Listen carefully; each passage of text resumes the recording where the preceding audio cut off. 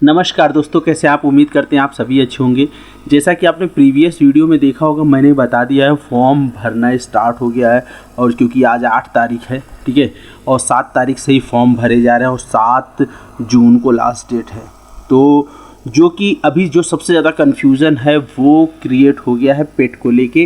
तो आपको सारे कन्फ्यूज़न इसमें डिटेल से दूर करूंगा। वीडियो थोड़ा लंबा होगा पर बने रहिएगा लास्ट तक, आपके हर एक सॉल्यूशन का जवाब मिल जाएगा। अगर कोई जवाब नहीं मिलता तो आप कमेंट करके ज़रूर पूछ लीजिएगा, क्योंकि बहुत सारे लोगों को बहुत समस्या थी। तो उसके रिगार्डिंग मैंने इस वीडियो को क्रिएट किया है रिगार्डिंग इश्यूज़ को लेके। तो सबसे पहला इशू जो था वो था कि जो इनका नोटिफिकेशन दिया गया था उसमें मेंशन किया गया था कि ये 2022, यहाँ पे देखिए 2022 मेंशन कर दिया गया है। तो क्या इसकी एलिजिबिलिटी, ये जो फॉर्म है, ये तो बोला जा रहा था कि पेट 2023 के बेसिस पे होना है। तो ये वाला जो नोटिफिकेशन जब आप फॉर्म अप्लाई कर रहे हैं तो वहाँ ये वाला एक प्रोसेस दिया है कि किस तरीके से आवेदन करना है। तो आप घबराइए नहीं, ये क्या कहते हैं, जो ड्राफ्ट्समैन की वैकेंसी आई थी ना, ड्राफ्ट्समैन, सिविल ड्राफ्ट्समैन, उसका नोटिफिकेशन इन्होंने दे दिया। नोटिफिकेशन नहीं, एक प्रोसीजर। तो इसको आप इसको स्टैंडर्ड नहीं मानेंगे। आपका जैसे ही पेट 2022 का डाल के चेक करेंगे, आपका OTP या कोई भी आगे प्रोसेस बढ़ेगा ही नहीं। तो यानी ये साफ साफ पहला जो कन्फ्यूजन था कि या पेट 2023 पे है या 22 पे, तो 2023 के बेसिस पे है, ठीक है। बहुत सारे बच्चों को कन्फ्यूजन ये है कि मैंने तो पेट का एग्ज़ाम ही नहीं दिया, तो क्या मैं एलिजिबल हो जाऊंगा या नहीं होऊंगा। तो आपको साफ साफ बता दें कि अभी तो फ़िलहाल आप एलिजिबल नहीं हो और 7 जून तक कोई भी मतलब चांस नहीं है कि आप एलिजिबल हो जाओ, ठीक है। 7 जून तक तो कोई भी चांस नहीं है और न ही इन फ्यूचर चांस होगा, क्योंकि पेट जो है वो, क्योंकि यूपी SSS के थ्रू निकली है ये वैकेंसी। और यूपी SSS में जो भी ग्रुप C लेवल की वैकेंसी है, सब में पेट की अनिवार्यता है। वो अलग बात है कि अभी तक एक भी वैकेंसी गवर्नमेंट ने पेट के थ्रू कंफर्म नहीं करा पाई है। जो क्लियर भी हुई हैं वो सब कोर्ट में हैं, ठीक है। तो वो अलग मैटर है, लेकिन ये है ग्रुप C की वैकेंसी। यही वजह है कि इसमें आप एलिजिबल नहीं हो पाओगे, ठीक है। अच्छा, दूसरी बात कि OBC सर्टिफिकेट, EWS सर्टिफिकेट कब का होना चाहिए, बहुत सारे लोग पूछ रहे हैं। तो भाई OBC सर्टिफिकेट हो, EWS सर्टिफिकेट हो, SC सर्टिफिकेट हो, ST सर्टिफिकेट, इसका मैंने एक वीडियो बनाया था। फिर भी इस वीडियो में मैं बता दे रहा हूँ, बहुत लोग पूछ रहे हैं।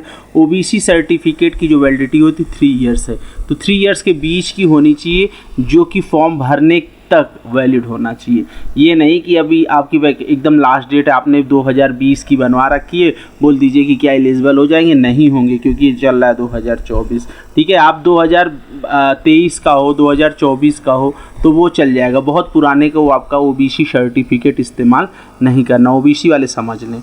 SC ST का सर्टिफिकेट की कोई वैलिडिटी नहीं होती, तो वो एलिजिबल हैं, चाहे वो 1-2 साल पुराना हो, 3 साल पुराना हो, पर कोशिश कीजिएगा रिसेंट अगर है तो उसको ही यूज़ करिएगा। बात फंस गई है EWS सर्टिफिकेट की।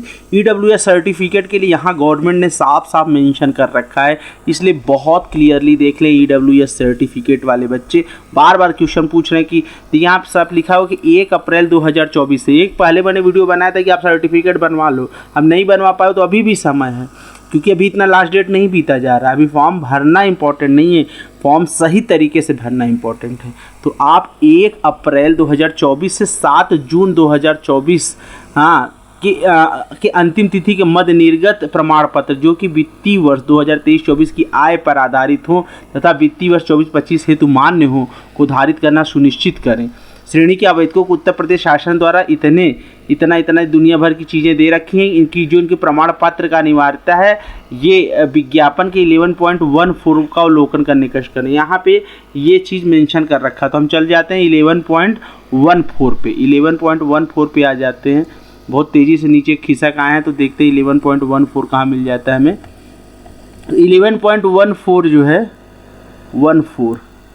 11.14 में क्या दे रखा है। 11.14 में साफ साफ मेंशन कर रखा है कि EWS में किसे कंसीडर किया जाएगा, क्या आरक्षण मिलेगा।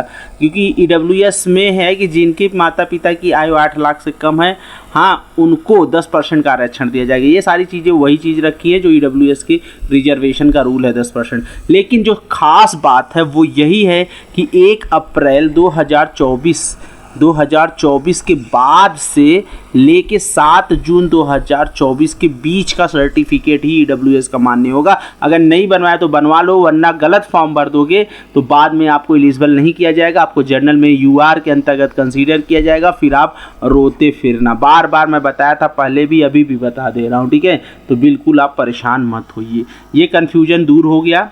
अब सबसे ज़्यादा कन्फ्यूजन है बच्चों को, वो है ये चीज़ कि हमें चॉइस क्या फिलअप करना है। अरे भाई चॉइस कोई भी फिलअप करो। देखिए ज़्यादातर बच्चों को क्या है कि कमीशन बेस या ये सोचते भ्रष्टाचार वाली जॉब के चक्कर में हैं, तो भैया वही बच्चे पूछ रहे हैं यहाँ तो एक जॉब नहीं मिल रही है, आप कोई भी चॉइस फिलअप कर दो जो आपको पसंद आ रही हो। चॉइस के लिए क्या रोना रो रहे हो, ठीक है। अब हर बंदे की अलग अलग चॉइस है। आप सोचो आपको किस डिपार्टमेंट में जाना है। देखिए सबसे पहला जो सबकी चॉइस होगी वो पीडब्ल्यूडी को आप नंबर 1 पे रख दो। क्या है, पीडब्ल्यूडी को आपने रख दिया नंबर 1 पे। दूसरे पे आप चाहे तो इरिगेशन को रख सकते हो, बहुत सारे बच्चे इरिगेशन को रखेंगे दूसरे नंबर पे, बहुत सारे बच्चे ब्रिज कारपोरेशन को रखेंगे। लेकिन बहुत बच्चे मतलब इस बच्चे ने देखिए रखा हुआ है ये रूरल इंजीनियरिंग रखा हुआ है, इसको रूरल इंजीनियरिंग अच्छा लगता है, RWA रूरल इंजीनियरिंग वर्क्स, ठीक है, रूरल। और यहाँ पे भी ये मतलब इसने यहाँ पे 3 नंबर पे हाउसिंग डेवलपमेंट को रख दिया है। जैसे हाउसिंग डेवलपमेंट में क्या होता है कि बहुत सारी वैकेंसीज आती हैं, जितने भी कंस्ट्रक्शन होते हैं ना हाउसिंग डेवलपमेंट के अंतर्गत ही होते हैं। हाउसिंग बोर्ड जो नहीं होती वो वाली होती है, तो वो वाली हाउसिंग बोर्ड को इसने 3 पे रख दिया है। 4 पे भी इसने housing and urban planning development को रखा है। 5 नंबर पे इन्होंने रख रखा है इरिगेशन को।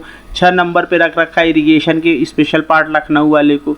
फिर इन्होंने स्टेट ब्रिज कारपोरेशन को 7 नंबर पे रख रखा है। राजकीय निर्माण निगम रख रखा है, ठीक है। उसके बाद जल निगम रखा है। उसके बाद इन्होंने प्रोजेक्ट कारपोरेशन लिमिटेड को रखा है। तो ये इतनी ही तो वैकेंसियाँ हैं, तो आप किसी को भी रख सकते हो। मेरे हिसाब से सबसे पहले आपको पीडब्ल्यूडी रखना चाहिए, दूसरे नंबर पे आपको रखना चाहिए रूरल इंजीनियरिंग, तीसरे नंबर पे आपको रख लेना चाहिए इरिगेशन, चौथे नंबर पे रख लेना चाहिए ब्रिज कारपोरेशन, 5वें नंबर पे हाउसिंग एंड अर्बन प्लानिंग, 5वें उसके 6ठे नंबर पे आप रख लो ये राजकीय निर्माण निगम, और 7वें नंबर पे जल निगम, 8वें नंबर पे रख लो कारपोरेशन। तो समझ आ गया सारी चीज़ें, ये कन्फ्यूजन दूर हो गया। एक बार समझ लीजिए अच्छे से, वीडियो को लास्ट तक देखिएगा। और उसका सबसे ज़्यादा जो कन्फ्यूजन है बच्चे ये पूछ रहे हैं कि जो हमारा पीडब्ल्यूडी की जब हम चॉइस फिलअप कर रहे हैं तो वहाँ पे पूछ रहा है कि आप जूनियर इंजीनियरिंग सिविल इंजीनियरिंग, तो यहाँ पे आपको कर देना यस।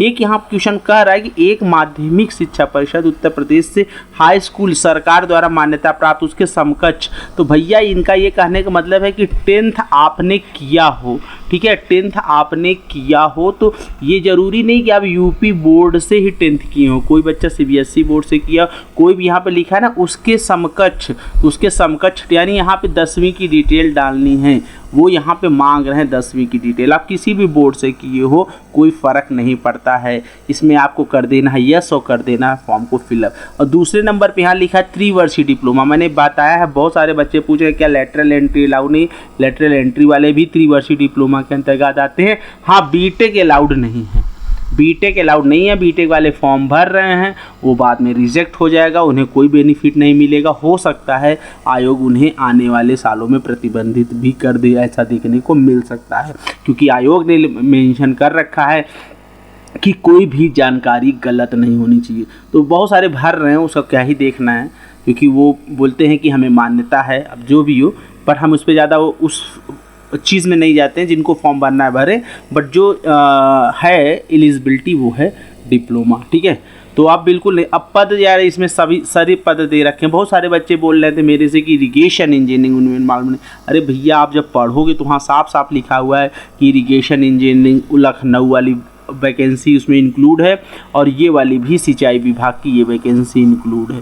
तो इसमें क्यों बार बार आप लोग कन्फ्यूजन क्रिएट कर रहे हो। और किसी को कोई कन्फ्यूजन है तो कमेंट करके पूछ सकता है, ठीक है। सारी वैकेंसी की योग्यताएं यहाँ पे दे रखी हुई हैं, तो बिल्कुल नहीं घबराना यार, पहले फॉर्म तो भरो आप लोग। अब बहुत सारे बच्चे पूछ रहे हैं कितना फॉर्म भर जाएगा क्या, अरे तो पहले आप फॉर्म तो भर लो। आपको क्या ही लेना देना है, मैंने पहले ही बताया ज़्यादा फॉर्म नहीं पढ़ने वाले, क्योंकि बहुत सारे बच्चे इसमें पेट की वजह से एलिजिबल नहीं हो पाए हैं।